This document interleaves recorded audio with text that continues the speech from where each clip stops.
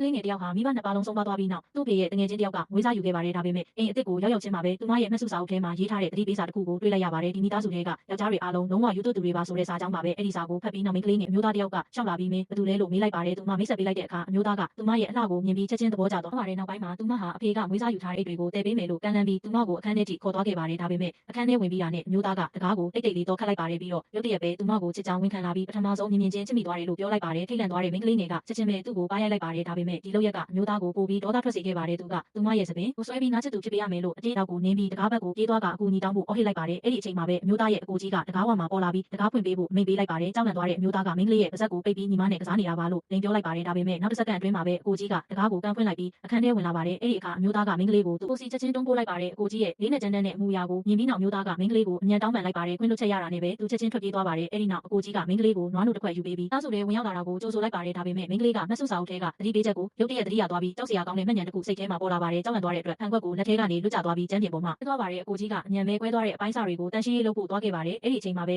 မိန်းကလေးကအောက်ထပ်ကနေလူတစ်ယောက်ကိုရိုက်နှက်နေတယ်လို့အဆင်းသွားတဲ့အခါမွေးစားအဖေကသူမကိုအနိုင်ကျင့်ခဲ့တဲ့မျိုးသားကိုအပြစ်ပေးနေတာကိုတွေ့လိုက်ရပါတယ်အဲ့ဒီအချိန်မှာပဲမျိုးသားရဲ့အမေကမိန်းကလေးရဲ့မျက်နှာကိုမြင်လိုက်ရတော့သူကမိန်းကလေးဟာသူ့ယောက်ျားရဲ့အချစ်ဦးနဲ့အလွန်တူနေကြောင်းသတိထားမိပြီးအံ့အားသင့်သွားပါတယ်ဒါကြောင့်သူမကသူ့သားကိုအမြန်ခေါ်ထုတ်သွားခဲ့ပါတယ်မိန်းကလေးကမွေးစားအဖေကိုအိမ်ပြောင်းချင်တယ်လို့ပြောပေမဲ့မွေးစားအဖေကမိန်းကလေးကိုလုံးဝမထွက်ခိုင်းပါဘူးအစားထိုးအနေနဲ့သူ့ရဲ့အငယ်ဆုံးသားကိုပဲအိမ်ပြောင်းနေထိုင်စားဖို့အောက်ထပ်ဆင်းလာတဲ့အခါမျိုးသားကထပ်ပြီးတောင်းပန်လာပါတယ်ပြီးတော့သူမကိုငါအကိုကြီးနဲ့ဝင်းနေတဲ့နယ်လို့သတိပေးလိုက်ပါတယ်အပြင်မှာမြင်ရတယ်လို့နူးညံ့တိမ်မွေးတဲ့သူမဟုတ်ဘူးလို့လည်းပြောလိုက်ပါတယ်အကိုကြီးရဲ့ပြည့်ဝက်ချက်ကိုဖွင့်ပြောတော့မလို့ဖြစ်တဲ့အချိန်မှာပဲအကိုကြီးကရုတ်တရက်ပေါ်လာခဲ့ပါတယ်မိန်းကလေးကချက်ချင်းပဲအဆက်ဖြစ်တယ်လို့ကြောက်တယ်လို့ဖြစ်ပြီးထွက်သွားလိုက်ပါတယ်နောက်ပိုင်းမှာမိန်းကလေးကအင်ကူမိန်းကလေးကိုအကိုကြီးရဲ့ဇယိုက်အကြောင်းမေးကြည့်လိုက်ပါတယ်အင်ကူမိန်းကလေးကအကိုကြီးဟာအလွန်ကျင်နာတတ်ပြီးနူးညံ့တိမ်မွေးတဲ့သူလို့ချက်ချင်းချီးကျူးလိုက်ပါတယ်ထို့အပြင်အကိုကြီးဟာငငယ်ကလေးကမွေးစားအမေရဲ့အင်ချစ်မှုကိုခံခဲ့ရတဲ့သူလို့လည်းပြောပြလိုက်ပါတယ်အဲ့ဒီအချိန်မှာပဲမိန်းကလေးကအောက်ထပ်ကနေရန်ဖြစ်တန်ကြီးကိုကြားလိုက်ရပြီးချက်ချင်းထွက်သွားလိုက်ပါတယ်မွေးစားအမေကအကိုကြီးကိုမင်းကငါကလေးကိုနာကျင်အောင်လုပ်တယ်လို့ဆွဆွဲနေပါတယ်ဒါပေမဲ့အကိုကြီးကငါဘာမှမလုပ်ဘူးလို့ပြောပါတယ်အမှန်တကယ်ကသူ့ညီငယ်ကလေကားကနေပြုတ်ကျသွားတာပါအကိုကြီးကကျမ်းပြင်ပေါ်ကကျောက်စရစ်ခဲတွေကိုကောက်ယူပြီးအမေနဲ့ညီကိုတိုက်ခိုက်တယ်လို့ပြန်ကျဲပစ်လိုက်ပါတယ်အဲ့ဒီမြင်ကွင်းကိုမြင်လိုက်ရတဲ့မိန်းကလေးဟာတုန်လှုပ်သွားပြီးအကြီးဟာရုပ်ရည်ကြီးရတယ်လို့နူးညံ့တိမ်မွေးတဲ့သူမဟုတ်ဘူးဆိုတာကိုချက်ချင်းသဘောပေါက်သွားပါတယ်